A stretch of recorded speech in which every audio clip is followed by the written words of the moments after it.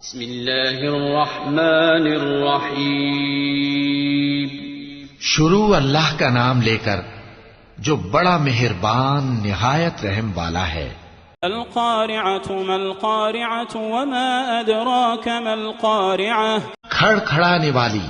کھڑکھڑانے والی کیا ہے، اور تم کیا جانو کہ کھڑکھڑانے والی کیا ہے؟ يوم يكون الناس كالفراش المبثوث۔ وہ قیامت ہے جس دن لوگ ایسے ہوں گے جیسے بکھرے ہوئے پروانے۔